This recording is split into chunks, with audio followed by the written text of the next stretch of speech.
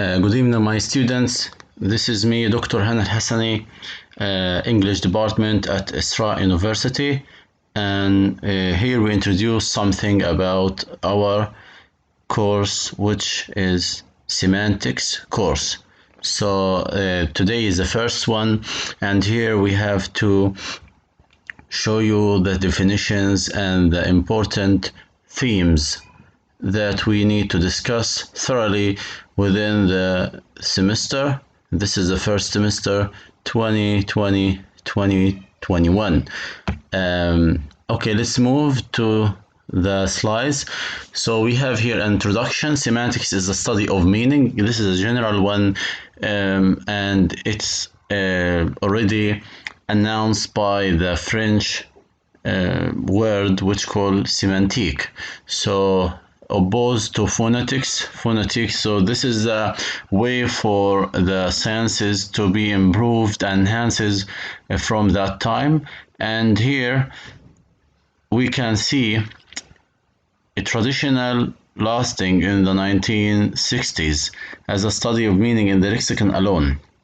So you can find that semantics discuss something related to lexicon or the grammatical, or what we call what we can find in the dictionary alone. And here the way of combining the sciences together, the linguists say, okay, there is something between grammar or genitive grammar, syntax, by Noam Chomsky. From that way, they need to do something for contemporary semantic theory. And the contemporary semantic theory from or since mid-1990s, the meaning of lexical units being neglected. Okay, we're still in the definition as well. We have here in the definition, semantics is that level of linguistics analysis where meaning is analyzed. It is the most abstract level of linguistic analysis. So we just here need to understand that the definitions can be varied from one to another, but it's all about the word or sentence or whatever meaning, and the word meaning relationship with other words. So that's the whole that can be about the semantics. What is meaning? So when you can understand the word, you can link it in your brain to something. So in that slide, what I showed you, like there is a word horse. So a horse, what comes to your mind that it's a horse? As it's a kind of animal. So the first thing that comes to your mind when I pronounce or I say the word horse, you won't think too much, because what is inside your long-term or short-term memory is an animal. Since your childhood, you have been taught that this picture for an animal which called horse. So when you find horse, it means an animal. You need to give an additional description, you can say, with 4 legs. And here another point, according to this, there is a correspondence between the sounds of words. When we say buzz, so it's like it made by a bee. Buzz made by a bee. So if we say something buzzes, so we can also remember when something buzzes or the buzz sound, it's totally referred to a bee. This an insect, which is a bee, so you can also link the meaning. So this is the way for meaning, or the way for our thinking. Words and meanings. Another opinion that comes by Lewis Carroll when he say Humpty Dumpty. So it's a general example that be given in all semantics books. You can find Humpty Dumpty said in rather scornful tone. It means just what I choose it to mean, neither more nor less. So Humpty Dumpty, neither more nor less. A lot of examples you can find it somehow, like when you pronounce the word pen, it is a noun. When you say pen, we can understand in our brain that pen refers to a tool that we can write by, or it can also, in syntactic meaning, it means a noun. And here some other issues like down, names for their meaning. That's one more point. Sense and referent. Sense, if any word that give a sense to you or does carry a meaning, and that's very important for linguists. Don't say a lot of words without any meaning, or there is no reference for the meaning. Somehow when you say here the word pen, it has sense. Jack put his pen next to Petey's pen, so we can understand that there are two pens on maybe the office or table, and here maybe there is a different in colors, different in shape for the pen that belongs to Jack and the pen that belongs to Betty, and that's what we are looking for about the meaning. When we say here we think of pen as meaning specifically Jack's pen, we have different kind of meaning in mind, something like the particular pen the speaker has in mind when saying that word. So there is a particularity or specific kind of specific characteristic of that pen. Maybe I said color different, shape different, maybe it has a story, this pen, like from his father, or whatever comes to your mind. You can describe this pen, but for sure it's different from the other pen. That's the word of sense and reference. Reference, it means I refer it to who. It belongs to who. When I say Ahmed played football, he is a good player. When I say he, it refers to Ahmed. So that's the way for understanding referent or reference. Let's move to reference. The study of reference, like the study of sense. It can be divided into two areas: speaker reference and linguistic reference. So I here for sure need to understand that when we mention speaker reference and linguistic reference, we need to start by speaker reference is what the speaker is referring to by using some linguistic expression. So for example, if someone utters the sentence, "Here comes Queen Elizabeth," from the first understanding, no one is famous like Queen Elizabeth in England, and for sure you can understand this is about England, this is about the characteristic of a queen that dominated one country for here or one kingdom. For here you can be referred to snobbish acquaintance, then speaker reference. For here it varies also according to the speaker and context. Instead, it is part of pragmatics. So number two, linguistic reference is the systematic denotation of some linguistic expression. When I say Queen Elizabeth in the sentence, here comes to refer to public figure. She is famous. So in contrast to speaker is within the domain of semantics, since it deals with reference that is a systematic function of language itself rather than the speaker and context. So when we say about linguistic, we are talking about the public figure, but when we talk about the speaker reference, it's like the expressions depends on the context. Or the next one, we have here different aspects of meaning of a word. So different aspects of meaning of a word. Let's say we have a few words, but we need to choose one word. And when we look at one word, we have 4 dimensions. The first one, denotative meaning. So the denotative meaning, therefore, means the logical meaning, which indicates the essential qualities of a concept, which distinguish it from other concepts. So denotative يعني دلالي على شيء. طبعا connotative meaning, the additional associated meaning which is attached to the denotative conceptual meaning. It consists of associations made with a concept word or whenever that concept is referred to. You have to memorize the two definitions here. I will give you examples in the following videos. Don't worry about it, but memorize the aspects of meaning for a word that they are for.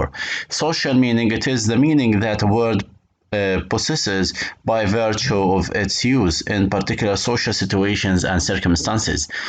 Thematic meaning, it lies in the manner in which a message is organized for emphasis. So thematic, like a theme that being created for something, and for sure I will give you also example of it later on. Thematic, social, connotative, denotative. These are the active or aspects of meaning for a word. So that's the first part that we are looking for. Next we have this part. We have to start like with a semantic second point. Again, definition of semantics: the study of the linguistic meaning, morpheme, word, phrases, and sentences is called semantics. This is by Victoria Rodman and Hyams, 2011, and here is a reference that already used by many researchers all over the world. They use this definition. You can use it, or you can follow others. Okay, subfields of semantics. Accordingly to subfields of semantics, we have lexical semantics, phrasal or sentential semantics, like here compositional semantics, and we have pragmatics. So when we are asking you about subfields of semantics, you have to mention lexical semantics, phrasal or sentential semantics, pragmatics. But pragmatics, some of researchers recently divided to make it one special area away from semantics. But those who started it previously, they included the pragmatics under semantics. For sure, in this course, we will give you pragmatics later on. Okay, next, we have here meaning. So meaning, semantics, we have words, lexical semantics, phrases, phrasal semantics, and sentences, sentential semantics. So phrasal plus sentential semantics called together compositional. So we have seen in general, we have lexical semantics, compositional semantics. Okay, pragmatics, we have also in pragmatics something called discourse or discourse analysis, meaning in context. We have to discuss or to analyze the meaning in context. That's how we understand the pragmatics plus the discourse analysis. Okay, next point here we have lexical semantics that we starting to understand the meaning. Lexical means meaning, or dictionary meaning is concerned with the meaning of words and the meaning of relationships among words, while phrasal semantics is concerned with meaning of syntactic unit larger than the word. So it's easier for you to understand the difference between lexical semantics here. It's about words only, words relationship.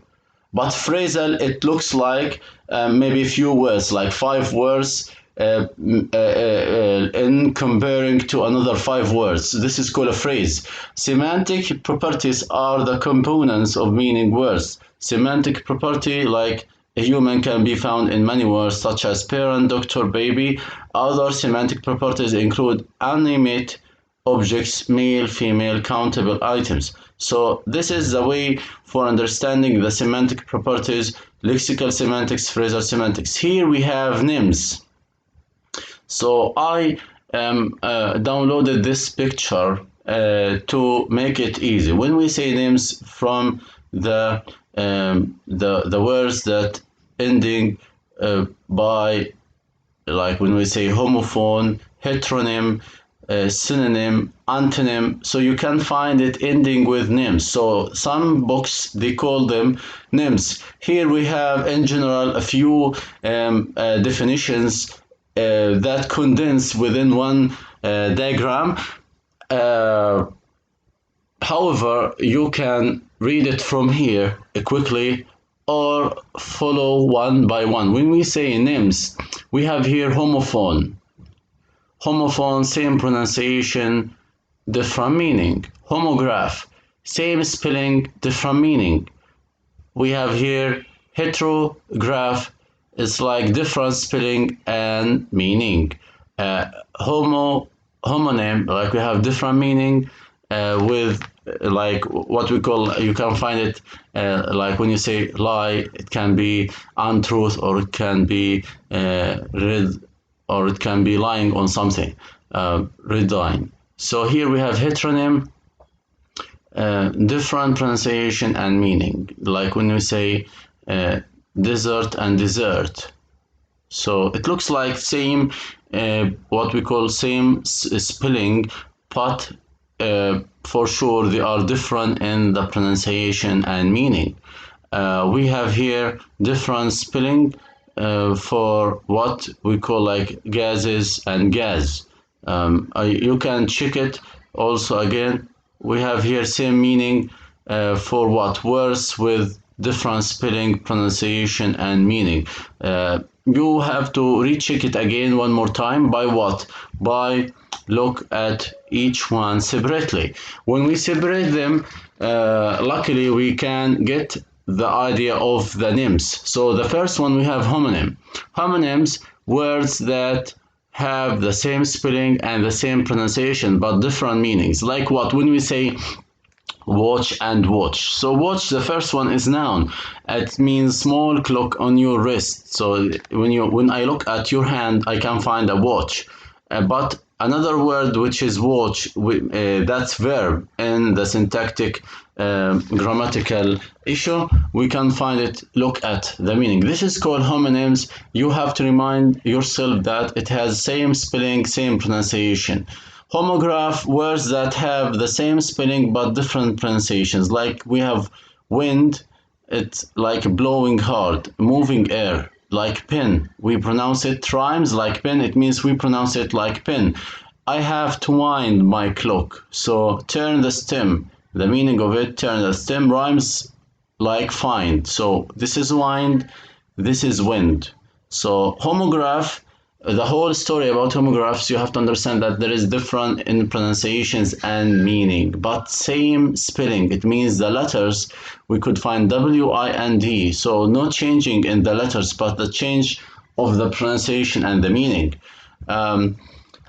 Okay, next we have homophones. Homophones here, words that have the same pronunciation but different spelling and different meaning.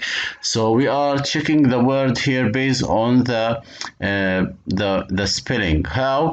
If I say I have $4 in my pocket. So here I cannot put for as a what we call a preposition, and I have to put for as a number. So I have $4 in my pocket, and I cannot put for here because it's not connected to the meaning.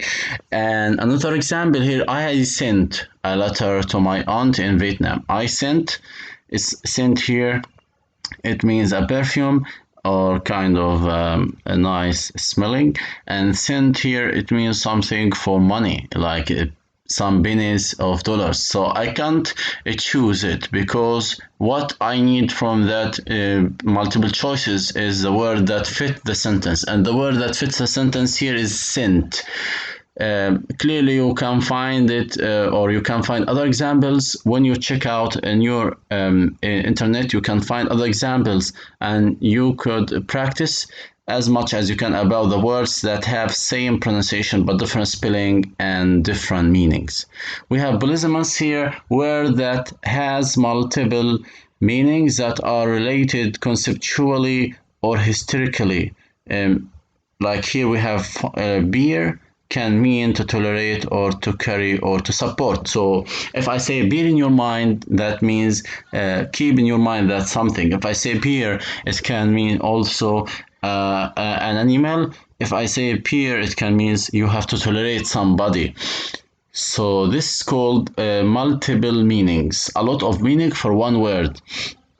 And sometimes you can find a lot of words that has the same function. One word can give a lot of meanings based on the syntactic structure. Like sometimes I say the word like what we call here, we have peer. So, if I say conduct, there is a difference between conduct when you conduct a research, conduct a project, so, or the word like apply, there is also different in using it. That's how I mean for it. We have here another names, heteronym, known as heterophone. So when we remember heteronym and heterophone, it refers to the same, it's pronounced differently. How? So the heteronym here, like dove the bird and dove. So we have here dove, يعني هنا اللفظ dove, the bird, dove as a bird, and here we have dove from dive. If we have for American, the past tense of dive is dove. So dove, dive, but here dove as a bird. Okay. To continue, we have here synonym, words that mean the same but sound different, like couch and sofa. They carry the same meaning. When we say couch, sit on the couch or sit on the sofa, it depends. When I say look, or I say like can you focus, or can you see it, can you watch, can you look at, all of them always can be closer to the meaning. We have antonym. The antonym here, you have to understand, we have two words that are opposite to each other. We have complementary pairs, alive and dead. We have gradable pairs.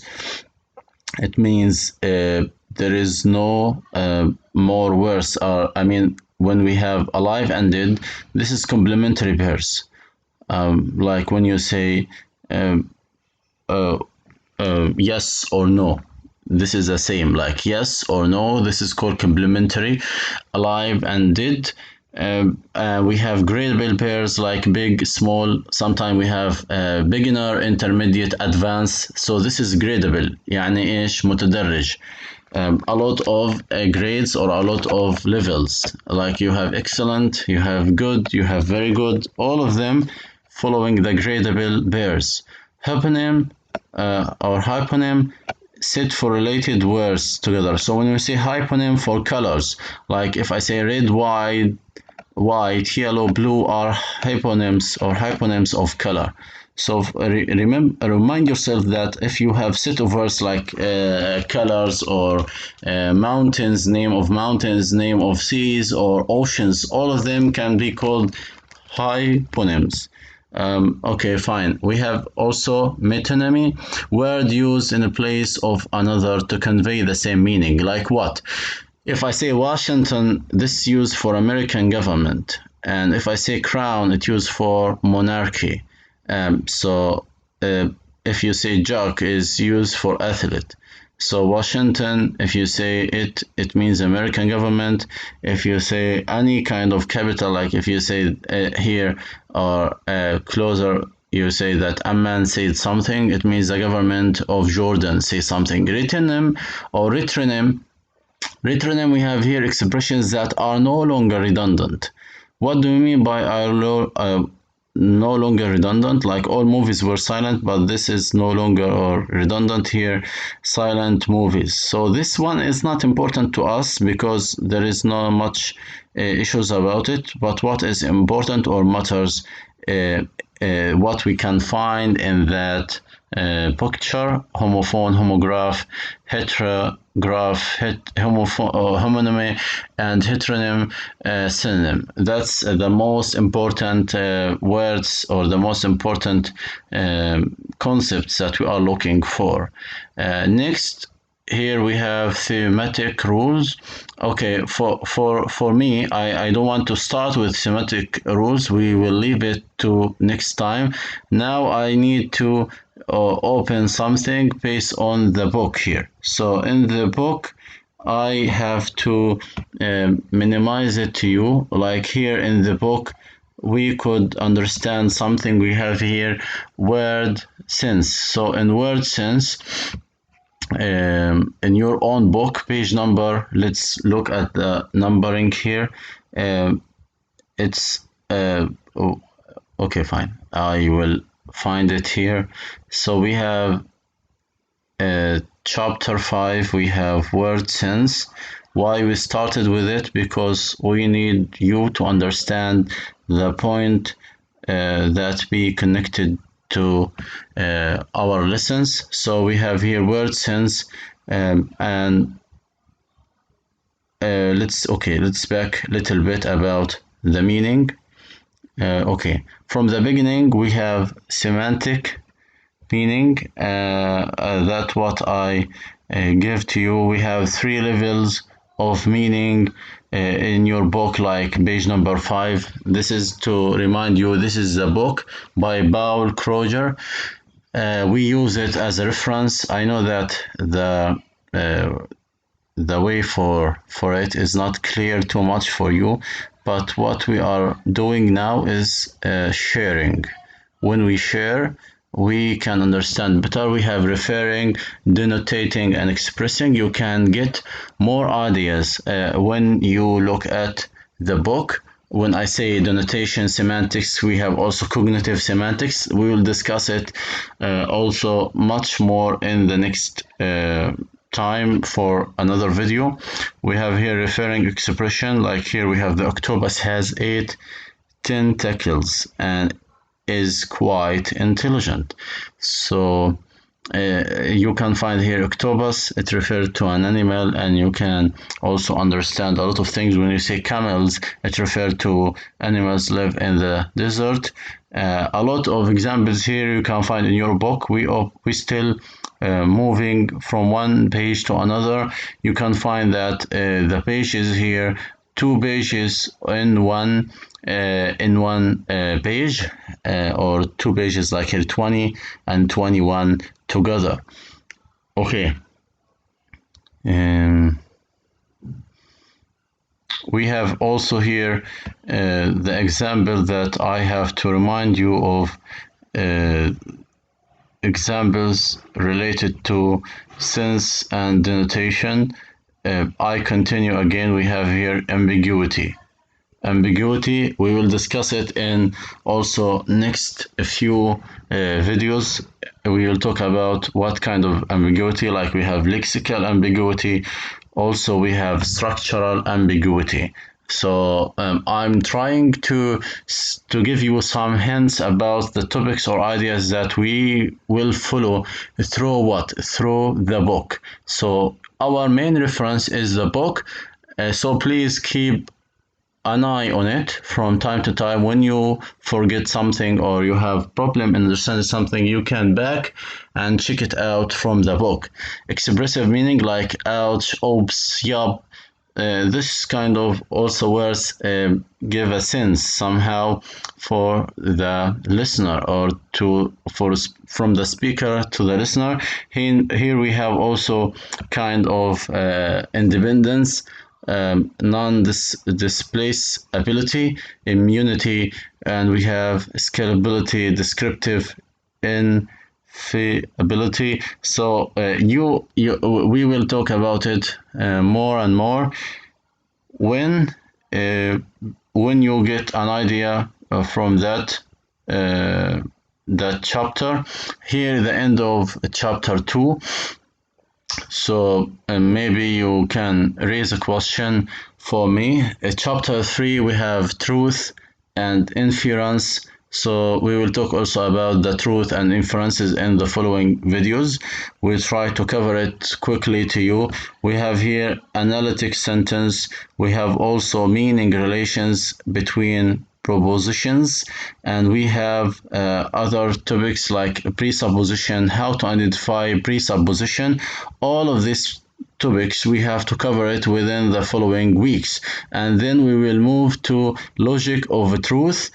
All of these ideas it will help us to understand the idea of analyzing the meaning into sentence or meaning through words.